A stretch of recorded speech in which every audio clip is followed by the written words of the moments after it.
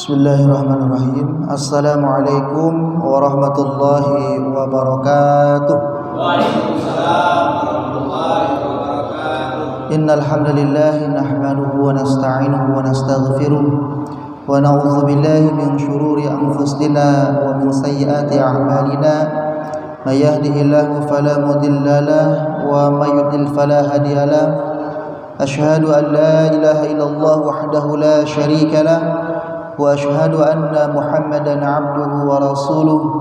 Allahumma salli wa sallim wa barik ala nabiyyina Muhammad wa ala alihi wa ashabihi wa man tabi'ahum bi ihsanin ila yaumiddin, amma ba'd. Yang sama-sama kita hormati Ketua DKM Masjid At-Tauhid Bapak Gunansa. Masyaallah ya, saya lihat dari subuh tadi ya di Asun Amala. Terus saya lagi kerja bakti, dengar sambutan di sini. Sekarang saya pikir tadi off, soalnya sampai jam 3 Pak Joko nggak konfirmasi. Tadinya mau pergi saya kan, mau pergi habis Johor, tapi pikir-pikir ini minggu kedua nih. Cuman Pak Joko kok nggak konfirmasi. Kayaknya libur nih ya, libur kayaknya. Begitu menjelang asar, ting ting, wah WA masuk kok Pak Joko konfirmasi. Ternyata jadwal tidak ada yang berubah. Mudah-mudahan semua yang hadir pada malam hari ini pun Allah berikan kemudahan dalam segala urusannya. Allah panjangkan usia kita dalam ketaatan kepada Allah. Allah berkahi rezeki kita, usia kita, keluarga kita jadi keluarga yang qurrata a'yun ya. Kita kan doa begitu ya, Rabbana hablana min azwajina wa dzurriyyatina qurrata a'yun. Qurrata a'yun itu apaan sih? Denok, montok, bening. Qurrata a'yun itu lebih daripada enak dilihat. Qurrata a'yun itu nanti ketika kita sakaratul maut ada anak yang bisikin kita, Pak, la ilaha illallah, Pak, ikutin Pak. Qurrata a'yun, sejuk dipandang mata yang kayak gitu. Jangan sampai kejadian masih hidup, anak-anak udah berebut warisan, ya, berebut warisan. Ya kalau ada yang mau diwarisin, kalau nggak ada apa yang mau diwarisin? Lempengan warisan rebutan, orang tua punya utang pura-pura nggak dengar. Bukan orang sini, ini sinetron. Baik, setelah kita memuji Allah Subhanahu wa taala, alhamdulillah kita sudah masuk bulan Sya'ban. Di bulan Sya'ban ada apa? Nisfu Sya'ban. Udah jangan tanya saya, tanya yang ngerti. Tapi memang ada hadisnya di malam 15 itu Rasulullah itu sholat 2 rakaat, panjang sekali sholatnya ya. Sampai-sampai Sayyidah Aisyah itu mengira beliau jangan-jangan udah nggak ada gitu ya. Itu ruku, sujud lama sekali, gak gerak-gerak, disenggol, dideketin. Oh ada. Itu pada malam nisfu Sya'ban. Nisfu itu artinya separoh. Jadi jangan bilang nisfu Sya'ban nggak ada, ya ada nisfu Sya'ban separoh gitu ya. Separoh, nisfu itu separoh artinya. Sya'ban bulan Sya'ban. Itu yang Rasulullah amalkan. Beliau sholat begitu panjang sholatnya ya. Sampai-sampai Sayyidah Aisyah mengira beliau udah nggak ada gitu. Nah maka ada hadis di situ bahwa Allah mengampuni orang yang mohon ampun ya, kecuali orang yang syirik di sana. Kemudian orang yang musuh-musuhan. Mungkin ini dalilnya kalau mau puasa pada maaf-maafan. Mungkin. Tapi yang namanya maaf-maafan jangan nunggu mau puasa. Ya. Apalagi kebiasaan kita maaf-maafan ntar lebaran. Maafin gue ya. Emang udah lebaran? Enggak gitu ya. Meminta maaf lebih mudah daripada memaafkan. Kenapa? Karena memaafkan itu sifat orang yang bertakwa. Dan orang yang bertakwa pahalanya apa? Hadiahnya apa? Surga, mahal.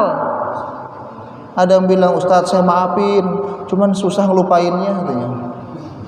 Ya ini susah, proses. Wajar, pahalanya gede, surga. Gengsi dong. Gede pahalanya surga. Habis bagaimana tempo hari pernah ada viral, nenek-nenek pada berantem. Yang satu umur 63 kalau nggak salah, yang satu umur 53. Ini yang umur 53, dia kalau mau kemana-mana pasti lewat depan rumah yang 63 ini, karena nggak ada jalan lain. Tapi kerjaannya tiap hari gibah mulu, ngomongin mulu, sampai ngajak berantem mulu. Lama-lama kesel yang umur 63 ini. Kalau dia pergi pasti lewat sini, kesel dia. Akhirnya apa? Ditembok 2 meter. Polisi dipanggil semua. Polisi nggak bisa ngapa-ngapain, tanah-tanah dia, ya kan? Akhirnya apa? Pindahin orang. Ya. Jangan sampai kita nggak maafin orang, toh kita juga butuh maafnya Allah Subhanahu. Kalau ngomong gampang emang, gila ngejalanin enak aja. Ya. Saya difitnah, harga diri saya jatuh di hadapan orang-orang, dia minta maaf. Udah gitu ngancem lagi, yang penting udah minta maaf, apa ngomong gitu, yang penting udah minta maaf, terserah dia nggak dimaafin apa enggak, terserah dia. Bukan begitu caranya. Kita yang namanya minta maaf itu harus tulus, harus bener ya, bener-bener kita minta maaf. Apalagi memaafkan memang susah. Wal afina 'anin nas, memaafkan orang-orang yang salah sama kita. Ya, jangan nunggu lebaran ya. Sekarang-sekarang lah. Kalau bisa temuin orangnya. Orangnya jauh telepon, WA ya. Kalau bisa temuin. Kemudian setelah kita memuji Allah Subhanahu wa taala, semoga salawat serta salam senantiasa tercurahkan kepada nabi kita yang mulia Nabi Muhammad sallallahu alaihi wasallam, para keluarganya, para sahabatnya dan para pengikutnya. Mudah-mudahan kita termasuk di dalamnya, amin ya rabbal alamin. Oh ya, sedikit mengenai bulan Sya'ban ini, memang bulan yang menurut Rasulullah ya, menurut penuturan Rasulullah, bulan Sya'ban ini bulan yang banyak dilupain sama orang karena dia kejepit Sya'ban, Rajab dan Ramadan, kejepit di situ. Padahal banyak sahabat yang menyaksikan ketika bulan Sya'ban itu Rasulullah berpuasa seolah-olah tidak pernah berbuka. Artinya apa? Banyak Rasulullah melakukan puasa di bulan Sya'ban. Maka Sya'ban ini hendaknya menjadi perhatian buat kita. Tadi saya dengar sambutan Pagun lagi lagi macul-maculin rumput tuh. Persiapan, wah gitu ya. Persiapan untuk menghadapi bulan Ramadan. Karena Ramadan itu ibaratnya apa? Ibaratnya olimpiade, ibaratnya PON atau apa, turnamen. Kalau enggak ada latihannya, jangan harap mau juara. Bikin target, ntar Ramadan tahun ini mau 3 kali khatam berarti sehari 3 juz. Latihan enggak pernah. Hari pertama bener 3 juz, hari kedua masih sanggup, hari ketiga udah ngap-ngapan. Aduh, enggak sanggup. Udah deh, turun targetnya. 2 juz aja deh, 2 kali khatam aja deh. Hari ke-10 sibukan. Alah, yang penting khatam sebulan dah. Perlu latihan. Latihan baca Qur'annya, latihan sholat berjamaahnya, termasuk latihan puasanya. Tanya istri kita, masih punya utang enggak? Kalau masih punya utang, ayo temenin sama ayang, ditemenin gitu dong. Jangan istri kita sahur sendirian, ya kita nggak temenin. Ngocol sambal cobek sendirian, ikan asin. Sedih bener istri kita ya. Aduh. Baik, malam hari ini kita akan membahas hadis ke-31, hakikat zuhud. Apa sih zuhud itu? Apakah zuhud itu pakai pakaian yang compang-camping kayak yang terjadi di zaman Abbasiyah? Ya, zaman Abbasiyah itu, Khalifah Abbasiyah itu banyak orang yang katanya zuhud, kelihatannya soleh, apa adanya, pakaiannya ya sederhana, compang-camping, malah nggak kerja. Apa yang begitu zuhud? Nggak kerja ya. Bismillahirrahmanirrahim. An Abil Abbasi Sahl bin Sa'din As-Sa'idi radhiyallahu anhu qala ja'a rajulun ila Nabi sallallahu alaihi wasallam faqala ya Rasulullah dullani ala amalin idza amiltuhu ahabbani Allah wa ahabbani an-nas faqala izhad fid dunya yuhibbuka Allah wazhad fima indan nas yuhibbukan nas. Abul Abbas Sahal bin Sa'ad As-Sa'di radhiyallahu anhu berkata, ada seorang lelaki datang kepada Nabi sallallahu alaihi wasallam dan berkata, wahai Rasulullah, tunjukkan kepadaku suatu amalan yang apabila kulakukan aku akan dicintai Allah dan dicintai manusia. Jadi dari zaman Nabi udah ada orang kalau datang minta amalan. Ustaz, amalan apa nih biar laris? Ya amalan, minta amalan nih kan. Tunjukkan amalan nih biar manusia cinta kepadaku, biar Allah pun cinta kepadaku. Rasulullah bersabda apa tadi? Izhad, ya. Izhad fi dunya yuhibbukallah. Zuhudlah terhadap dunia, pasti Allah mencintaimu, dan zuhudlah terhadap apa yang ada di tangan manusia, pasti manusia pun mencintaimu. Hadis riwayat Ibnu Majah dan yang lainnya. Hadis ini derajatnya hasan. Kita langsung ke kandungan hadis, pengertian zuhud. Jadi sebenarnya definisi zuhud itu ada banyak, ya. Ada banyak definisi yang dikeluarkan oleh para salafus salih tentang zuhud ini. Tapi semuanya bermuara kepada sebuah definisi yang diriwayatkan oleh Imam Ahmad. Kata beliau bahwa Abu Idris Al-Khawlani radhiyallahu anhu berkata, zuhud terhadap dunia bukanlah mengharamkan yang halal dan membuang harta, ya. Makan daging, enggak, saya enggak makan daging. Nikah, enggak, saya mau zuhud aja. Bukan begitu zuhud, ya. Jadi apa, rahib gitu kan, enggak mau makan daging. Padahal 3 hal yang paling nikmat itu. Pertama, naik daging, naik kuda, ya. Kemudian makan daging, yang ada hubungannya dengan daging. Kemudian masukin daging ke dalam daging. Udah nebak duluan Pak Basuki. Udah hafal dia, kayaknya udah pernah dengar dari mana gitu ya. Ya, jadi nggak boleh kita mengharamkan apa yang halal. Hidup ini buat dinikmati. Ya. Mohon maaf, makan lauhnya tempe sama bakwan, yang satu makan lauhnya soto, ada sate. Alhamdulillahnya beda kan? Yang tempe, mohon maaf ini contoh-contoh, bukan berarti ya, tapi kan biasanya beda. Alhamdulillahnya makan pakai bakwan, udah kenyang, alhamdulillah, gitu doang. Tapi pakai sate, ada soto atau apa, tongseng atau yang lainnya, beda. Alhamdulillah, alhamdulillah, bener-bener bergetar gitu ya. Ini kan bagusan makan yang nikmat, ya kan? Bagusan makan yang enak. Syukurnya bener-bener syukur, bukan sekedar di bibir alhamdulillah, gitu, beda.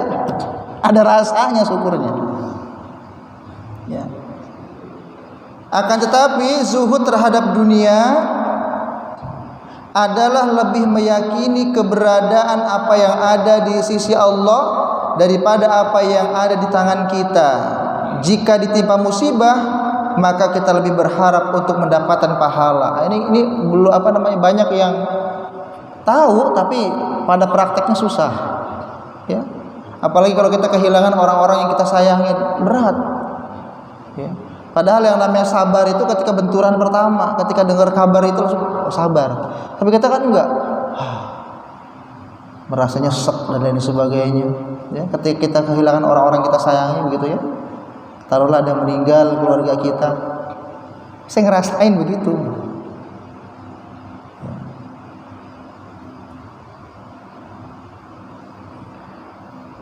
Jadi pada dasarnya yang namanya zuhud ini bisa disimpulkan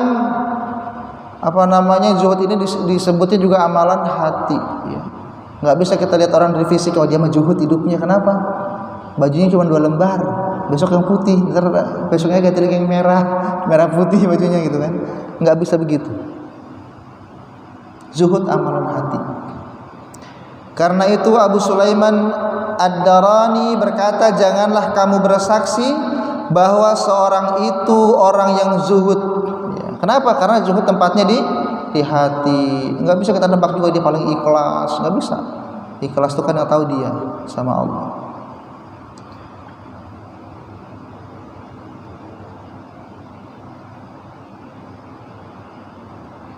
Lebih meyakini keberadaan apa yang ada di sisi Allah daripada apa yang ada di tangannya. Nah, ini dia, ya. Apa yang ada di sisi Allah itu kekal.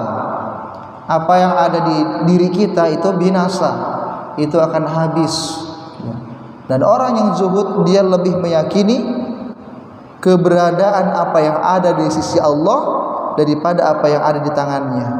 Sikap seperti ini lahir dari keyakinan yang benar, yang tertanam sangat kuat bahwa Allah, contohnya apa? Akan menjamin rezekinya. Ya. Nah, jangan salah paham. Rezeki udah dijamin, dia nggak kerja. Rezeki Allah jamin, ya udah di rumah santai. Syekh Albani aja, ya Syekh Albani ini termasuk ahli hadis zaman kekinian, ya.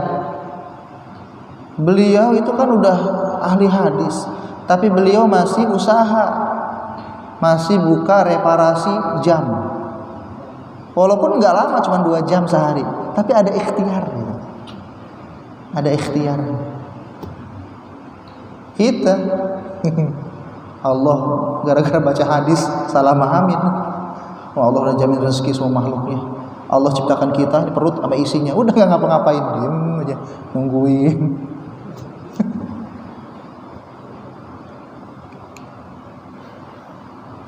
Kemudian yang kedua, jika seorang mendapatkan musibah dalam urusan dunia, tadi yang pertama lebih yakin dengan apa yang ada di Allah.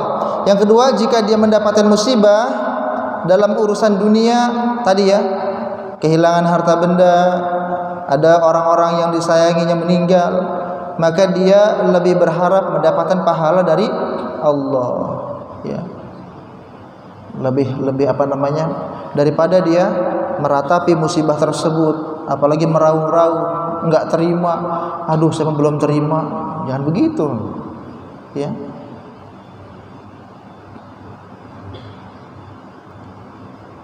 Kemudian orang yang zuhud, mau dipuji, mau dihina, itu dia nggak akan berpengaruh. Tetap dia berpegang teguh kepada kebenaran. Nah, ini merupakan tanda sikap zuhud terhadap dunia, ya. Yakin akan tidak mengharapkan keridhaan manusia dengan cara yang membuat Allah murka.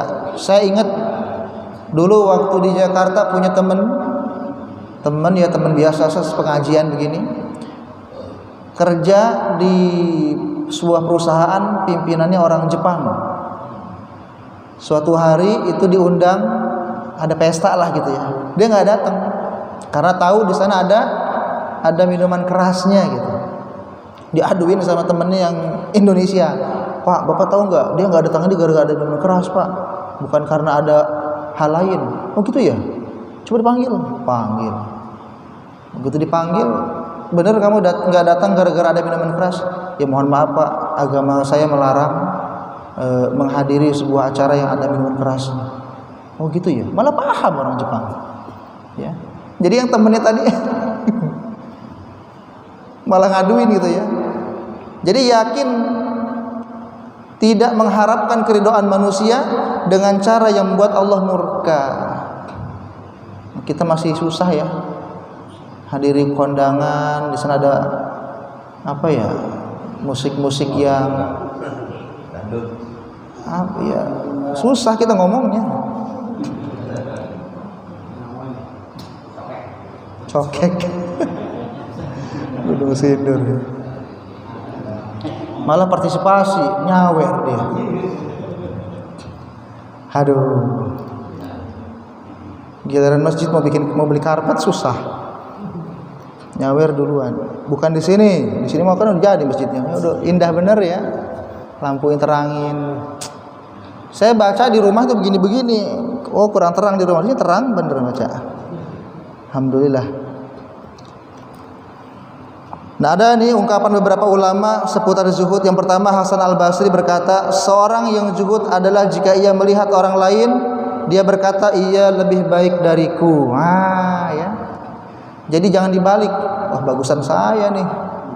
Jam 3 udah bangun duluan. Saya udah ngaji-ngaji di masjid, ya kan. Bangun orang sahur. Udah tahu belum peraturan mik yang baru? Udah dapat aturan. Jadi jangan bilang, wah sekarang pakai mic dilarang. Jangan baca yang bener gitu, jangan sampai salah paham. Bukan dilarang, diatur. Jadi ngaji-ngaji itu 10 menit boleh sebelum waktu sholat, pakai mic keluar. 10 menit. Kalau subuh sekarang jam berapa tuh kurangi aja 10 menit tuh boleh tuh setengah ngaji. Azan, qomat sama ngaji-ngaji itu pakai mic keluar. Selain itu mic dalam. Takbiran boleh sampai jam 10 pakai mic keluar. Kalau masih mau lanjut pakai mic dalam. Diatur. Bukan dilarang.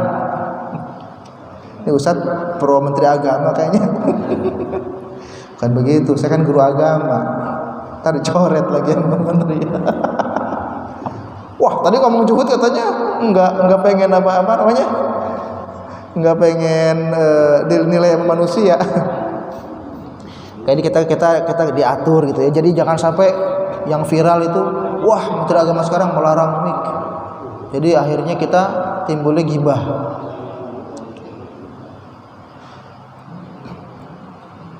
Ya.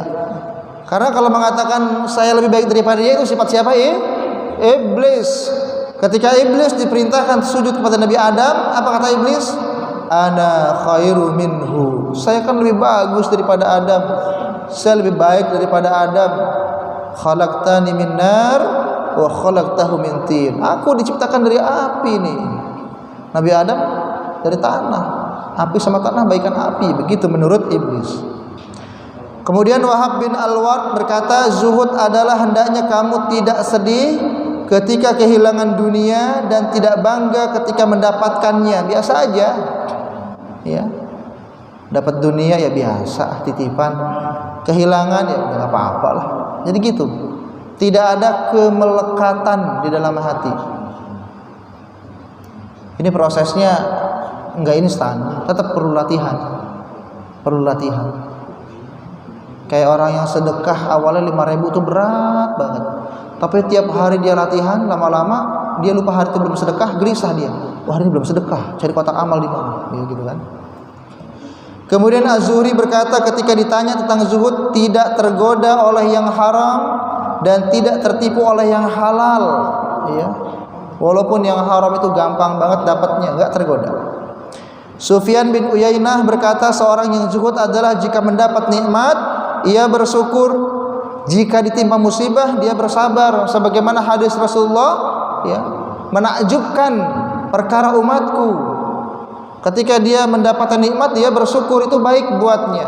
Ketika dia ditimpa musibah dia bersabar, dan itu pun baik buatnya. Malah ada yang nambahin, ketika dia berbuat dosa dia mohon ampun, itu pun baik buat dia. Baik semua, udah orang Islam itu baik semua. Dapat nikmat bersyukur baik, dapat musibah bersabar baik. Enggak sengaja tergelincir berbuat dosa kemudian memohon ampun beristighfar, itu pun baik. Rabi'ah berkata zuhud yang paling utama adalah mengumpulkan sesuatu dengan benar dan meletakkannya dengan benar. Sufyan Ats-Tsauri berkata zuhud adalah pendek angan-angan, bukan dengan memakan makanan yang tidak enak dan mengenakan pakaian yang jelek. Jadi pendek angan-angan itu enggak tul amal ya. Apa namanya? Punya harapan yang enggak mungkin terwujud. Akhirnya itu aja dipikirin. Ya. Dan menurut beliau bukan makan yang tidak enak atau pakai pakaian yang jelek, itu bukan zuhud. Imam Ahmad berkata zuhud adalah pendek angan-angan dan tidak serakah terhadap harta yang dimiliki orang lain. Iya. Kalau orang lain dapat nikmat, kita ikut merasakan alhamdulillah, senang. Ya. Orang lain dapat nikmat, kita yang panas. Wih, dia mobil baru. Saya mobil tahun 2005, 23. Ya. Tadi ada sales nawarin apa? Innova 500 juta. Diam-diam deh. Udah, yang penting mobil mah sama aja. Paling 3 bulan enaknya ya kan? 3 bulan doang enaknya. Udah 3 bulan udah biasa aja. Ya kan? Merasakan itu paling 3 bulan. Setelah itu biasa aja. Yang penting fungsinya bisa kita pakai buat ibadah, ya, silaturahim.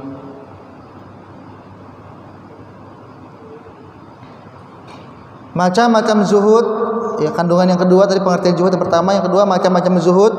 Menurut sebagian salafus saleh, zuhud ada 3. Yang pertama zuhud terhadap kemusyrikan, artinya zuhud terhadap kemusyrikan ini ya udah tinggalkan.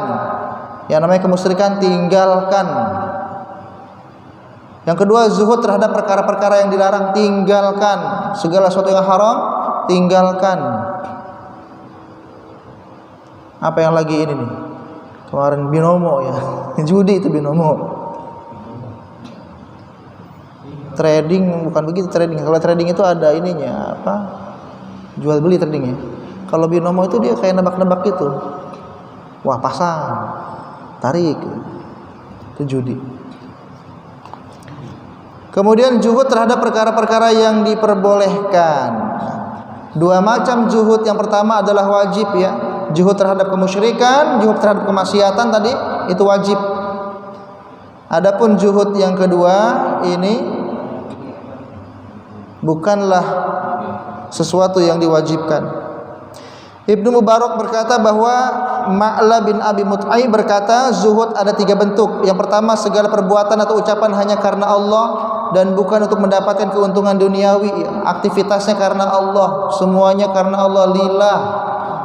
Ya, bismillah. Nawaitunya itu dibenerin karena Allah.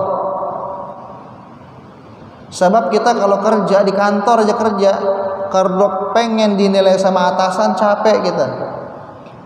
Waduh, lempengan saya rajin, dia nggak lihat. Lempengan lagi ngerokok aja, aduh kenapa kepala ya kan? Disangkanya nggak ada kerjaan gitu. Capek. Tapi kalau kita kerja karena Allah, walaupun kita kerja, tapi niatkan karena Allah, maksimal kita. Ketika kita maksimal kerja, kita digaji misalnya 5 juta, tapi menurut Allah ini bukan 5 juta nih, harus 10 juta.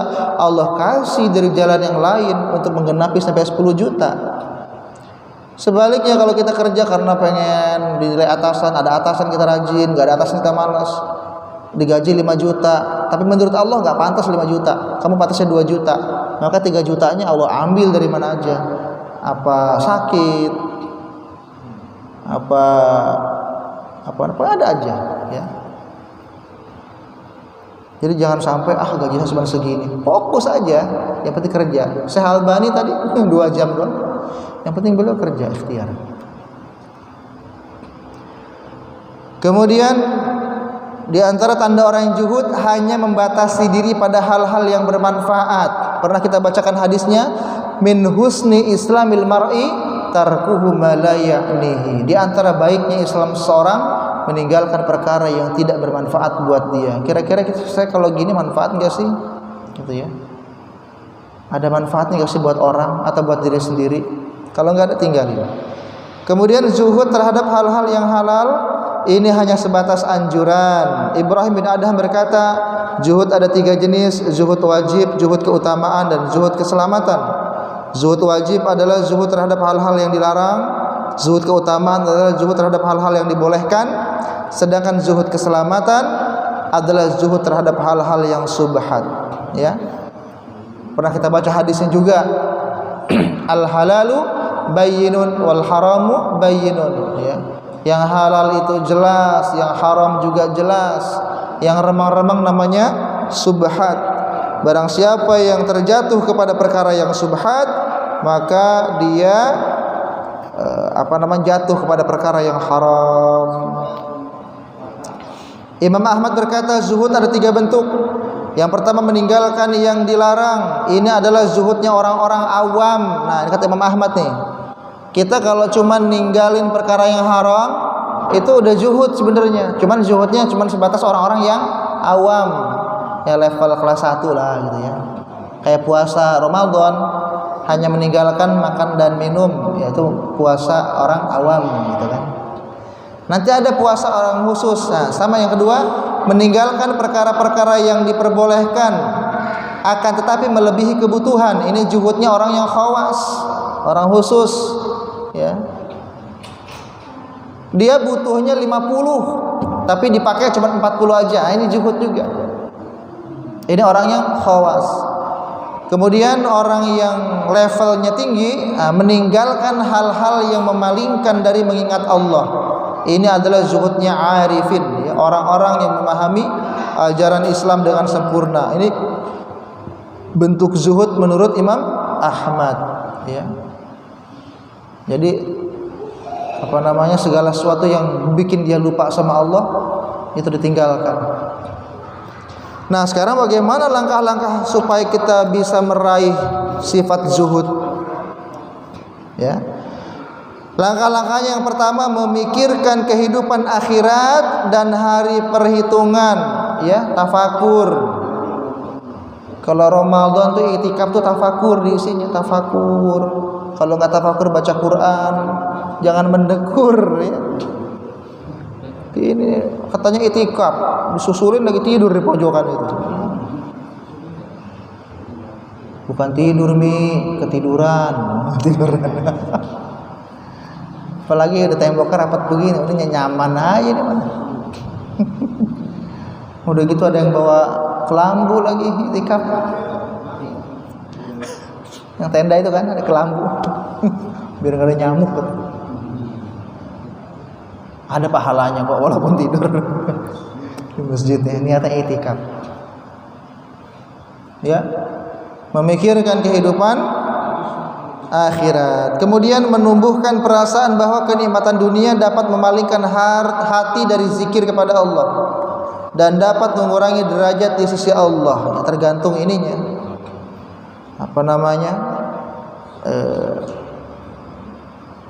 Tadi jangan sampai begitu dapat kenikmatan dia malah lupa. Orang kan kadang-kadang begitu, lempengan lagi susah aja baru dia ya Allah gitu kan. Waktu lagi nikmat lupa. Jalan ke masjid lupa, lihat mana ke masjid. Begitu susah baru kelihatan jalannya, oh lewat sini ke masjid. Manusia namanya juga katanya. Ya. Tapi yang pasti nikmat sekecil apapun akan ditanya. Tsumma latus'alunna yauma idzin 'anil na'im. Ditanya nanti. Kemudian supaya kita bisa zuhud, memahami sepenuhnya bahwa dunia adalah perkara yang tidak ada harganya dan akan cepat sirna dibanding dengan apa yang ada di sisi Allah. Ya. Dalam sebuah hadis disebutkan seandainya dunia ini di sisi Allah sebanding dengan sayap nyamuk, niscaya Allah tidak akan memberi minum orang kafir walaupun seteguk. Jadi dunia ini nggak ada harganya. Maksudnya bukan tempat ya. Ntar ada keterangan apa sih maksudnya dunia nggak ada harganya? Bukan tempat, dunia ini bukan. Ya, bukan tempat, bukan waktu. Nilainya atau apa? Aktivitas manusianya, gitu ya. Itu kalau ada harganya, orang kafir nggak Allah kasih minum walaupun sedikit. Ternyata nggak ada harganya. Kemudian yang keempat, selalu menghadirkan perasaan bahwa dunia adalah terkutuk. Rasulullah bersabda, dunia adalah terkutuk dan terkutuk juga apa-apa yang ada di dalamnya kecuali zikir kepada Allah. Kemudian orang yang berilmu, artinya orang yang ngajar. Kalau kita nggak sanggup ngajar, jadi yang ketiga, atau orang yang mencari ilmu. Tuh zikir, kemudian ngajar dan mencari ilmu. Kemudian riwayat lain menyebutkan kecuali hal-hal yang dipergunakan untuk mencari ridha Allah. Artinya dunia dan isinya hanya akan menjauhkan manusia dari Allah, kecuali ilmu yang bermanfaat yang dapat membimbing manusia untuk mengenal, mendekat dan mengingat Allah. Ya. Kandungan yang keempat, dunia itu sepele, jangan sampai tertipu. Orang-orang yang zuhud terhadap dunia akan semakin bertambah kejuhudannya manakala membaca firman-firman Allah dan hadis-hadis Rasulullah. Ia akan mendapati bahwa dunia hanya sesuatu yang tidak berharga. Karenanya ia tidak akan tertipu dengan dunia. Allah berfirman, tetapi kamu orang-orang kafir memilih kehidupan dunia, sedang kehidupan akhirat adalah lebih baik dan lebih kekal. Ya, bal tu'thirunal hayatad dunya wal akhiratu khairu wa abqa. Ya, lebih bagus dan lebih kekal, abqa. Di ayat yang lain, katakanlah kesenangan dunia hanya sebentar, sebentar Pak, dunia ini. Sedangkan akhirat itu lebih baik bagi orang-orang yang bertakwa, ya. Maka janganlah sekali-kali kehidupan dunia memperdayakan kamu, dan jangan pula setan memperdayakan kamu dalam mentaati Allah. Quran surat Luqman ayat 33. Pernah Rasulullah nawarin bangkai kambing, ya. Ini ada bangkai kambing nih, kambing conge lagi. Udah bangkai. Ada yang mau beli enggak 1 dinar? Kata sahabat, ya Rasul, ini kambing hidupnya aja kita nggak mau, apalagi udah jadi bangkai gitu kan? Kalau gitu gratis deh gitu, gratis. Ya Rasul katanya, nggak mau katanya. Ya. Maka Rasulullah katakan apa di sini? Demi Allah, sungguh dunia itu lebih rendah derajatnya daripada bangkai ini di sisi Allah. Hadis riwayat Imam Muslim.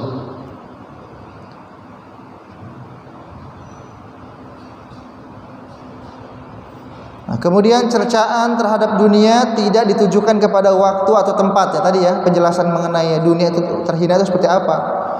Cercaan terhadap dunia yang disebutkan dalam Al-Quran maupun hadis bukan tertuju pada masa, ya, yaitu siang dan malam yang saling bergantian hingga hari kiamat, karena Allah menjadikan keduanya berganti untuk memberi kesempatan bagi orang yang mau mengambil pelajaran dan mau bersyukur.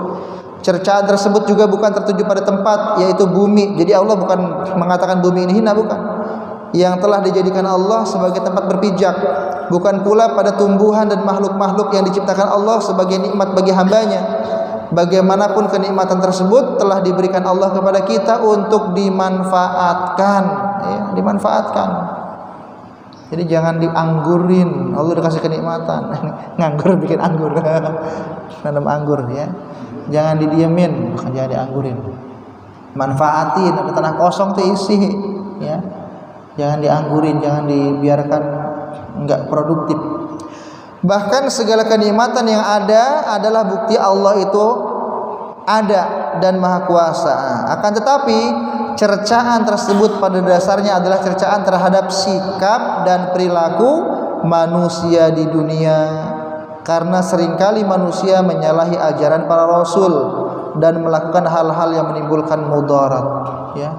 Saya pernah baca sebuah hadis, nanti di Telaga Kausar ada orang yang mau diberikan minum oleh Rasulullah dari tangannya sendiri. Malaikat disegah, aneh ini malaikat. Kata Rasul, ini umatku katanya. Kata malaikat, iya benar, dia umatmu, tapi kau tidak tahu apa yang dia lakukan sepeninggalmu, ya. Artinya apa? Merubah-rubah ajaran Rasulullah sallallahu alaihi wasallam. Nauzubillah min dzalik. Kemudian saya persingkat aja nih. Nasi uduk itu datang takut adem. Ntar kurang bagus berarti ya. Jam 10 juhud lagi. Langsung praktek. Boro-boro juhud ngantuk tidur gak jadi makan. Ibnu Rajab Al-Hambali membagi manusia dalam 2 golongan. Golongan pertama orang yang mengingkari kehidupan setelah mati. Ya, wah nggak percaya ada kehidupan setelah mati. Kita udah mati ya mati aja, gitu kan? Udah mati nggak mungkin hidup, ya udah jadi tanah, gitu kan? Nah, mereka nggak percaya sama semua amalan di dunia. Ngapain amal? Nggak bakal ada balasannya, ya. Maka orang seperti ini mereka kejar dunia, ya. Sebelum ajal menjemput mereka pokoknya terus ngejar dunia. Kemudian yang kedua, golongan yang mempercayai adanya kehidupan setelah mati. Ini pun ada 3 golongan. Orang percaya dia akan ada balasan setelah kematian, ya. Ini 3 golongan. Yang pertama, zalim terhadap dirinya, tahu dia bakal mati, bakal ditanyain, tapi dia masih santai-santai, malah kadang-kadang ngambil hak orang. Ya. Yang kedua golongan pertengahan, ya kadang soleh, kadang enggak, naik turun lah, pakai dalil lagi, al iman yazidu wa yanqus, gitu kan iman naik turun Ustaz. Ya dah, pinteran dia, soalnya ahli pengajian juga gitu kan. Tapi golongan yang terbaik apa? Yang ketiga, sabiqum bil khairat, ya, selalu berlomba-lomba dalam kebaikan. Fastabiqul khairat, berlomba-lomba dalam kebaikan. Ya, Basuki infak buat beli keramik 2 dus. Wah, enak aja dia 2 dus. Saya 3 dus. Nah, gitu ya. Jadi nggak mau kalah lomba-lomba. Itu kalau udah paham akhirat begitu. Ya. Ketika dilelang nih, dia diem dulu, nggak ada nih yang mau ini ngambil, udah saya tutup semua. Kelar. Ya. Saya diam dari tadi ini sengaja biar kasih kesempatan untuk buka, tapi nggak ada yang ngambil, udah saya tutup dah. Ya. Itu namanya Pak Busro. Di Deki begitu ada Pak Busro namanya. Pak Busro ini yang suka yang bebas terbesar Deki lagi. Dia diem dulu, nggak ada nih, ya udah saya tutup. Anaknya jadi mantu Pak Kiai sekarang di Deki. Ada hadis Rasulullah, dunia adalah penjara bagi orang mukmin dan surga bagi orang kafir. Ini pernah dipakai sama Belanda buat senjata dia, kata dia tuh, lihat tuh, ya, dunia itu penjara orang-orang Islam, orang-orang beriman, dan surga bagi orang-orang kafir. Maksudnya kita orang beriman itu kayak di penjara kan, gak boleh ngapa-ngapain kan, dibatasin lah gerakan kita, gitu kayak di penjara dunia ini. Kalau orang kafir nggak ada batasan, dia mau ngapain kayak bebas. Ya.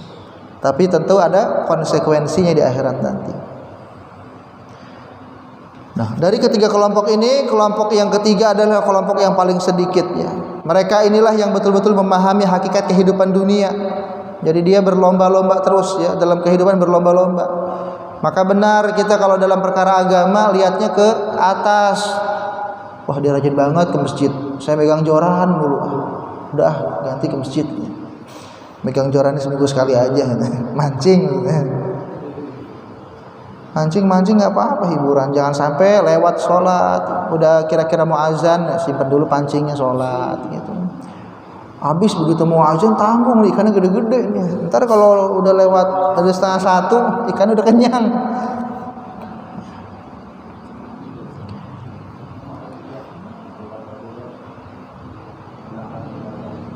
Ya, Rasulullah memberikan gambaran orang yang hidup di dunia ini seperti musafir yang sedang bernaung di bawah pohon sebentar saja. Kemudian mengambil kehidupan dunia hanya sekadarnya. Gaya hidup semacam inilah yang ditempuh oleh mereka yang zuhud, ya, seperlunya. Maka dikatakan dunia ini adalah keperluan. Orang kalau keperluan kan seperlunya aja gitu kan. Kayak di rumah ada kamar mandi, orang kan nggak ada seharian di kamar mandi, nggak, seperlunya kamar mandi, buang air seperlunya udah keluar lagi, ya, nggak ada di betah banget kamar mandi, ya enggak, jadi keperluan. Jadi kita mana keperluan dan mana tujuan harus paham.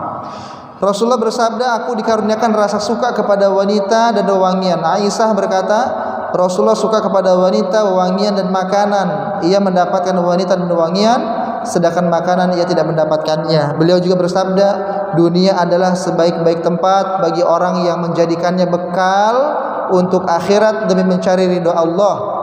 Dan dunia adalah seburuk-buruk tempat bagi orang yang terlena dengannya sehingga tercampak di akhirat dan tidak mendapatkan ridho Allah. Jadi dunia ini sebentar, tapi yang sebentar ini sangat menentukan bagaimana nasib kita di akhirat nanti. Ya, kayak orang istirahat aja, lagi musafir istirahat, disuruh belanja deh tuh, disuruh belanja. Tapi macam-macam orang kan, ada yang lihat-lihat doang, ya, ntar aja dah belanjanya. Ada yang benar-benar dimanfaatkan waktu untuk belanja buat bekal perjalanan berikutnya. Ada yang dia nggak belanja, malah lihat-lihat.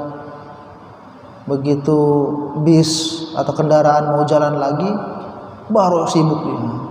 Ya mending kalau masih keburu, kalau enggak apa yang dibawa?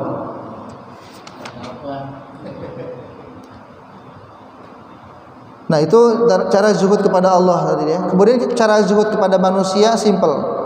Cara zuhud kepada manusia itu adalah jangan celamitan, udah seketik gitu. Ya. Orang punya itu pengen jadi milik kita. Ya orang yang nggak suka juga dah. Kan? Tapi kalau orang punya barang kita ikut senang, dia senang. Akhirnya kita disenengin sama dia. Oh ya, gitu ya. Tapi kalau dia punya ini, kita nanya-nanya, itulah, itu udah bosen kan itu buat gue gitu. Nah, udah itu begitu. Ya, sakit sendiri. Nah, Rasulullah dan para sahabat bagaimana praktek zuhudnya? Jika kita ingin mencontoh kehidupan teladan dalam zuhud, maka kita mendapatkan pada diri Rasulullah, baik ucapan maupun perbuatan. Bagaimanapun ucapan dan perbuatan Rasulullah adalah hasil didikan Allah. Ya, pastilah, karena Rasul itu dididik oleh Allah langsung. Ya. Selama hidupnya, sebelum dan sesudah hijrah, dalam keadaan senang maupun susah, Rasulullah senantiasa bersikap zuhud terhadap segala kenikmatan dunia, mengejar kepentingan akhirat dan bersungguh-sungguh dalam beribadah. Malah beliau udah dijamin, udah maksum. Kalau kita ada Ustaz Basuki itu udah maksum, mungkin ya udah santai dah, udah maksum. Tapi Nabi nggak begitu, makin giat ibadahnya. Sampai ditanya, engkau ini Rasul, sudah maksum, ya, sudah dijamin. Tapi kenapa masih aja beribadah? Apa jawaban beliau? Emangnya saya nggak boleh jadi hamba Allah yang bersyukur? Ya, sampai bengkak-bengkak kakinya. Sholat sampai bengkak kakinya. Kita bengkak juga semurat.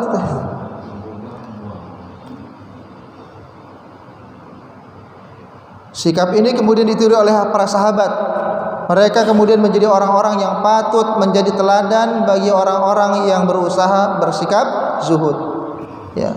Kita kalau tandingannya orang sekarang mungkin qabliyah ba'diyah udah kelar tandingan orang sekarang. Tapi kalau kita tandingannya orang-orang dulu nggak ada apa-apanya kayaknya. Mereka benar-benar bagi malam. Ada yang ronda, punya anak lima-limanya ronda. Itu apa namanya? Bagi jadwal. Ntar yang ini jam sekian sampai jam sekian, tergantian, bangun gantian. Sehingga malamnya hidup. Suatu saat Ibnu Umar mendengar orang bertanya, di mana orang-orang yang zuhud terhadap dunia dan mencintai akhirat. Lalu Ibnu Umar menunjukkan kuburan Rasulullah, Abu Bakar dan Umar. Seraya berkata, mereka yang kamu tanyakan. Ibnu Mas'ud pernah berkata kepada teman-temannya, salat, puasa dan jihad kalian lebih banyak dari yang dilakukan oleh para sahabat radhiyallahu anhum. Akan tetapi kebaikan mereka lebih banyak daripada kalian. Mereka bertanya, bagaimana bisa terjadi? Ia menjawab, mereka lebih zuhud daripada kalian dan mereka lebih mementingkan akhirat daripada kalian. Mereka mendapatkan banyak harta dunia, akan tetapi harta itu mereka belanjakan untuk perjuangan Islam. Abu Sulaiman pernah berkata, Utsman radhiyallahu anhu dan Abdurrahman bin Auf adalah gudang harta. Abdurrahman ini kan orang yang gagal miskin ya. Kita gagal apa? Gagal kaya. Abdurrahman bin Auf gagal miskin. Pengen miskin beliau. Ini cerita masyhur kan? Ketika di Madinah para petani kurma gagal panen, kan sedih kan? Aduh gagal panen nih. Kata Abdurrahman bin Auf, kesempatan saya miskin nih. Itu kurma diborong semua sama dia. Diborong. Akhirnya petani di Madinah seneng. Kurma-kurma yang busuknya yang gagal panen ini laku juga, ternyata ada yang beli. Abdurrahman bin Auf seneng juga. Ternyata jadi miskin sekarang. Enggak lama kemudian ada utusan dari kerajaan sebelah, ya kan? Lagi ada wabah, obatnya kurma busuk. Dibeli, diborong. Berlipat-lipat. Gagal miskin. Kaya lagi. Kemudian yang terakhir, zuhud yang tidak benar. Adapun zuhud yang tidak benar adalah menolak semua jenis kenikmatan dunia dan tidak mau merasakan sedikit pun. Ya, dikasih kenikmatan nggak mau dimakan. Pokoknya maunya sengsara aja. Disuruh enak balas sengsara. Ya. Makanan ada tapi dia nggak mau makan. Jangan begitu. Ini zuhud yang tidak benar. Zuhud dengan pengertian seperti ini dianut oleh sebagian umat Islam pada masa pemerintahan Abbasiyah mulai melemah. Ya, zaman dinasti Abbasiyah dulu. Mereka mengenakan baju compang-camping dan tidak mau bekerja. Hidup mereka hanya menggantungkan dari sedekah orang lain. Dengan kondisi seperti ini mereka mengklaim dirinya adalah orang-orang yang zuhud. Padahal Islam sama sekali tidak menghendaki perilaku hina yang membawa kehancuran tersebut. Ya, kan ada makalah ya. Al-yadul ulya khairum min yadis sufla ya. Tangan di atas lebih baik daripada tangan di bawah. Nah, itu zuhud yang tidak dibenarkan ya. Zuhud yang tidak dibenarkan. Jadi intinya zuhud itu apa ya? Tidak melekat lah ya. Kalau punya harta yang nggak melekat sampai di hati. Hati ini aneh, Bang. Kecil tapi apa aja masuk. Rumah masuk, ya. Mobil masuk, anak-anak masuk, semua masuk. Tandanya itu kalau kehilangan sakit banget. Nah, itu tandanya melekat. Tentu perlu proses ya. Perlu proses. Saya pun ngerasain ya, enggak semudah apa yang saya katakan ya. Ketika orang tua meninggal, oh, ada sek gitu ya. Gitu. Baik, demikian mungkin pembahasan kita pada malam hari ini. Sesuai tadi kata Pak Gun, kita diskusinya sambil ramah tamah ya. Jadi tidak dibahas sekarang. Ada benarnya dari Allah Subhanahu wa taala, kesalahan dari saya pribadi mohon maaf ya. Nanti kalau Ramadan biasa berarti ya. Kalau tahun lalu kan tetap minggu kedua gitu. Jadi begini, bukan penutupan ya, istilahnya apa? Dialihkan betul tadi. Imam Syafi'i punya majelis, tapi ketika Ramadan itu diistirahatkan dulu, fokus kepada Al-Qur'an ya. Imam Syafi'i itu sehari hatam berapa kali?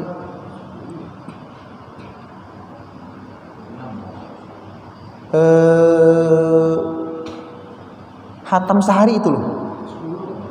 2 kali kalau nggak salah. Sehingga sebulan itu 60 kali hatam. Jadi siang hatam sekali, malam hatam sekali. Tidurnya kapan? Ya. Iya. 2 kali hatam ya, bener 2 kali hatam sehari. Berarti kan malam sehari hatam loh Pak, bukan 2 juz Pak, 2 kali hatam. 2 kali ini dari awal sampai akhir, dari Al-Fatihah sampai Anas. Itu 2 kali, malam sekali, siang sekali. Ya mungkin teknisnya dibaca dalam sholat atau gimana ya. Kita 1 juz ya, kita kan sibuk kita mah ya, paham ya. Jadi sebulan itu 60 kali hatam. Sebulan itu 60 kali. 60 kali hatam. Itu Imam Syafi'i yang jadi panutan kita. Ya kan? Kita katanya Syafi'iyah kan, mengaku bermadzhab Syafi'i. Itu panutan kita ikutin. Ya. Jadi Ramadan digunakan untuk, atau ya targetnya udah sama, targetnya bukan hatam deh, yang penting dalamnya apa sih ini. Nah, itu bagus tuh. Terjemahnya kita baca juga ya. Walaupun sehari dapat berapa lembar, terjemahnya dapat juga. Jadi kita tahu dalamnya ada apa aja. Baik, mudah-mudahan Allah pertemukan kita dengan bulan Ramadan yang mulia ya. Para sahabat, para orang-orang saleh mereka dulu, ketika setelah selesai Ramadan mereka berdoa, ya Allah terima, ya Allahumma rabbana taqabbal. Mereka berdoa supaya amalan-amalan di bulan Ramadan Allah terima. Terus selama 6 bulan doa terus. 6 bulan berikutnya doa lagi supaya sampai di bulan Ramadan. Kalau kita doanya mulai Rajab, Allahumma barik lana fi Rajab wa Sya'bana wa balighna Ramadan. Kenapa pas Rajab doanya? Padahal orang saleh dari dulu 6 bulan sebelum Ramadan udah berdoa supaya dipertemukan dengan bulan Ramadan yang mulia. Nah, ini masih ada waktu buat persiapan ya. Pak Gun bilang tadi pagi kalau nggak salah, baju lembaran siapin sekarang dah gitu kan. Saya dengar lagi ngarit tadi. Ya. Persiapan sehingga nanti Ramadan kita nggak terganggu dengan hal-hal yang macam-macam. Kadang-kadang 10 hari pertama, 10 hari kedua masih fokus, masih konsen. 10 hari ketiga udah pecah konsentrasi ya. Yang punya kampung pengen pulang kampung, ini udah bertahun-tahun nggak boleh pulang kampung, sekarang udah boleh nih. Tapi begitu pulang kampung nggak ada ongkosnya, pikiran. Anak ada 5, semua pengen baju lebaran, aduh, fokusnya pecah. Ya, yang belum punya kue lagi repot bikin kue. Akhirnya tidak mendapatkan kemuliaan di 10 hari terakhir. Ada Lailatul Qadar di sana. Ya. Jadi yang dapat Lailatul Qadar itu yang dari tanggal 1 sampai akhir nungguin. Jadi jangan ngincer. 21 tarawih. 22 enggak. Iya, kalau apa namanya 1 Ramadan bareng sama Muhammadiyah, kalau enggak. Ini Lailatul Qadar turunnya malam ganjil Muhammadiyah atau versi pemerintah, bingung kita. Jadi enggak ada pilihan, dari tanggal 1 kita jagain. Ya, insyaallah ya kita apa namanya siap untuk yang kemarin-kemarin. Sekarang bagaimana mudah-mudahan kita mendapatkan keutamaan di bulan Ramadan ini. Amin ya rabbal alamin. Demikian, kurang lebihnya mohon maaf. Hadanallahu wa iyyakum ajmain. Assalamualaikum warahmatullahi wabarakatuh. Waalaikumsalam.